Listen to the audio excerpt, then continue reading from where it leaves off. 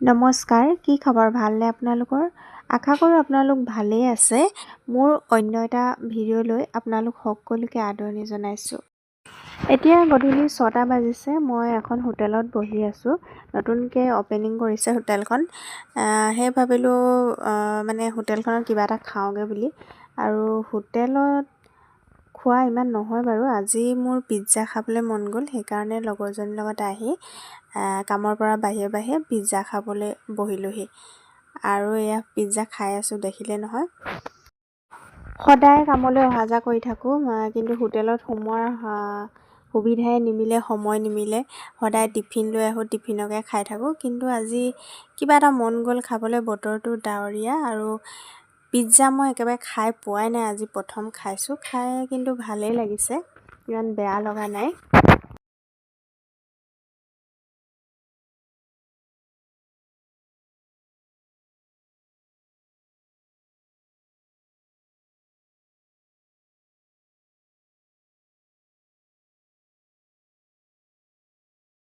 হোটেলৰ পৰা ওলাই এয়া আমি পাচলি বজাৰ কৰি ল'লোঁ। ঘৰত একেবাৰে পাচলি নাই আৰু এতিয়া জল্দি ভাত বনাবগৈ লাগিব। আৰু এতিয়া বাজিছে 8টা। ভাত খাই মেলি আমি বিহু মেলা চামগৈ বুলি ভাবিছোঁ। যোৱা হয়নে নহয় ক'ব নোৱাৰিছোঁ, বতৰটোতো বেয়াই। যদি অকণমান বৰষুণ এৰে তেতিয়া যাম আৰু এয়া আহি ঘৰ পালোহি এতিয়া। আজি ভাতৰ লগত আছিলে ফুল আলু আৰু ডিম, লগতে ভেন্দি বইল আৰু দাংবডি বইল। এনেকৈ জল্দি বনাই খাবলৈ ল'লোঁ। আৰু জালুক দি বনাইছিলোঁ, ডাৱৰীয়া বতৰ যিহেতু জালুক দি খাবলৈ ভাল লাগে। আৰু কোনে খাই এনেকৈ ভাল পায় ক'বচোন। ভাত পানী খাই আজৰি হৈ এয়া বিহু মেলা চাবলৈ যাবৰ কাৰণে ৰেডি হৈ আছোঁ।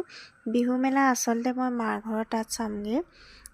ওচৰতে ইয়াত পাতিছিলে, কিন্তু চাবলৈ যাবলৈ সময় সুবিধা নিমিলিলে। এতিয়া মিলিছে।